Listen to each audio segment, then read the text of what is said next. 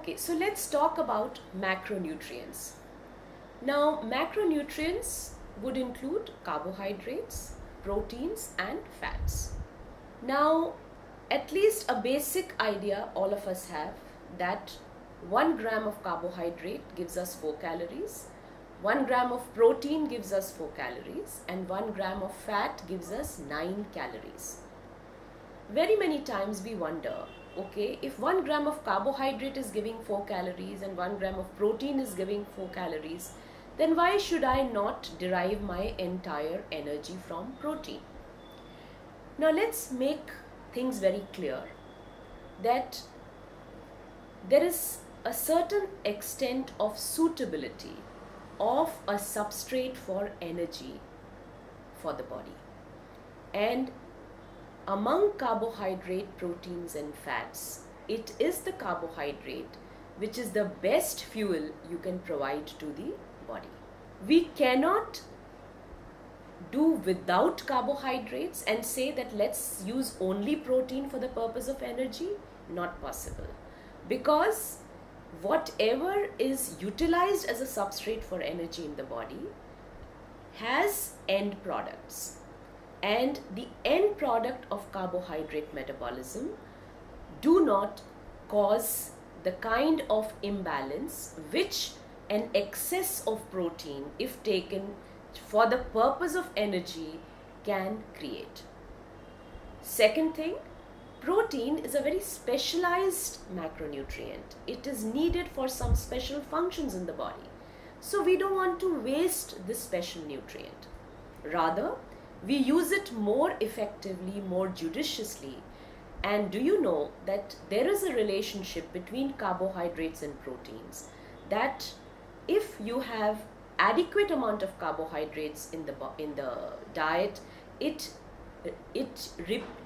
spares the protein for the purpose of bodybuilding or giving you immunity.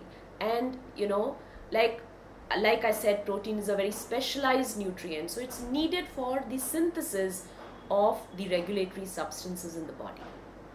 So let's first of all understand that we need carbohydrates. We need carbohydrates for the best fuel for energy. We need carbohydrates to be stored in our muscle so that we get sustained energy to perform activity. We need carbohydrate to spare the protein, which is a specialized nutrient, to do the anabolic functions in the body. Now, let's understand, if we are talking about carbohydrate, what about the quantity? What about the quality? Yes, first of all, let's agree that we are Indians and we are carb people, and as Indians it's very, very difficult for us to give away our carbs. So we need to be definitely knowing what is the right quantity of carbs which we need to take and what is the right quality. Let me first come to the quantity. The quantity of carbohydrate which we take depends on our age, our sex, our physical activity, our stature. That means basically our energy requirement. Very often, in certain conditions, like if we are overweight, we are obese, we are diabetic, we are having heart problems, we tend to say that we need to restrict calories. When we restrict calories, we also need to understand that carbohydrate becomes a rationed macronutrient. So for Indians, it goes without saying, especially Indian adults, carbohydrate is not a free food. It needs to be looked at very cautiously in terms of quantity, which is needed for the basic prerequisite of providing energy to the body.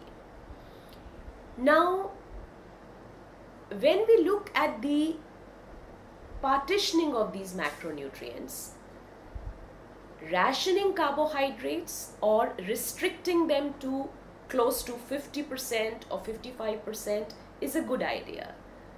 Or taking them to 70 and 75% may not be a good idea, especially in an urban environment when you are sedentary in activity and your energy requirements are not that high.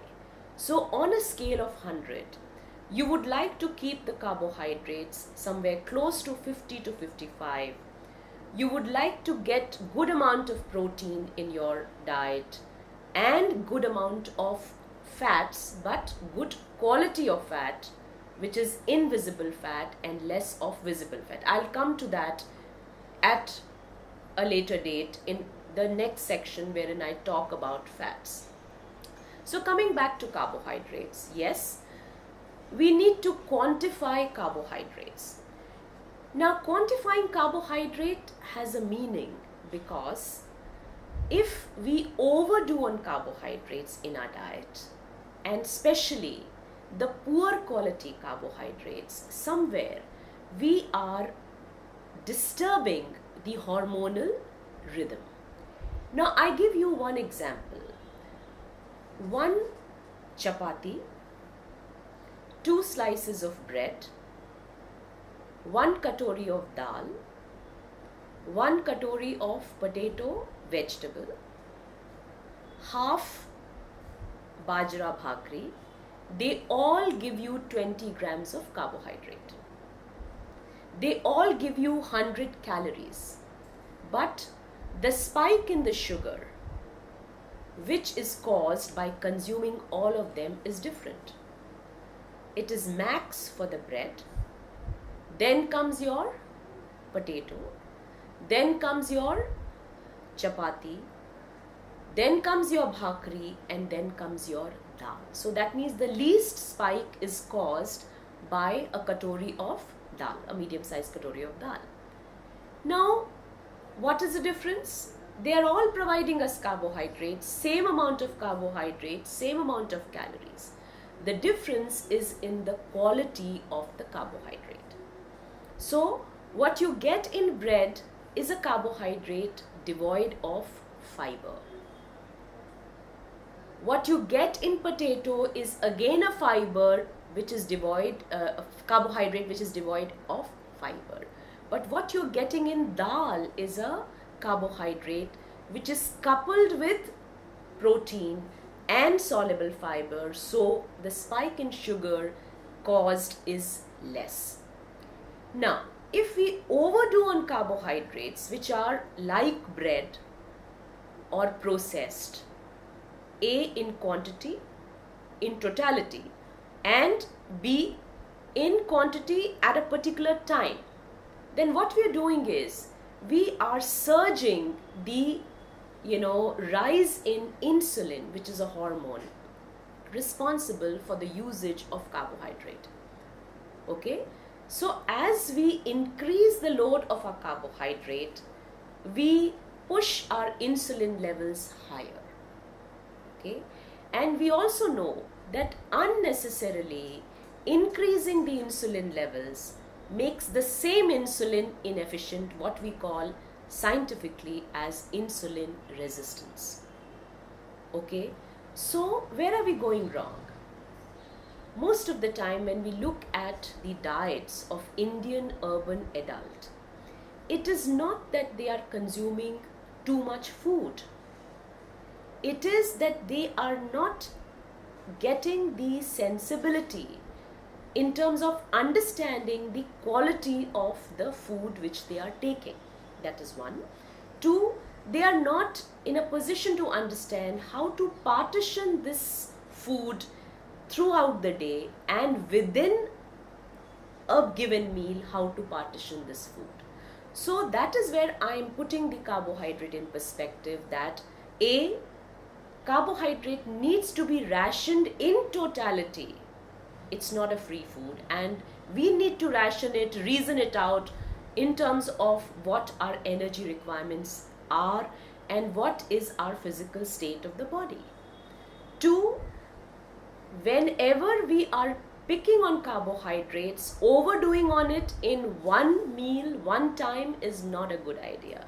And especially if we overdo on carbohydrates which are processed, which are devoid of fiber, and we are not supporting that carbohydrate with adequate fiber or protein in a meal, somewhere we are creating an abnormal hormonal environment, and that's what I refer to as hyperinsulinemia, that is increased insulin levels and insulin resistance.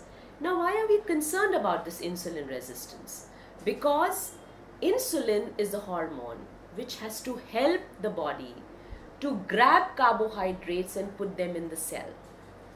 But if the same insulin becomes ineffective, what is going to happen? That cell is not in a position to take the carbohydrate, and that excess of carbohydrate starts floating in your bloodstream. And it is the same insulin, instead of helping your body grab the carbohydrate, starts converting the same excess carbohydrate floating in your bloodstream into fat. So what is the result? You start pushing yourself to obesity, to pre-diabetes, to increased triglyceride levels. And let me tell you, this is becoming a problem in an urban scenario. You may have, India is a capital of diabetes, but there are so many of us who are pre-diabetics, and we are not aware that we are pre-diabetics because we are not paying attention to the quantity and quality of food which we are consuming.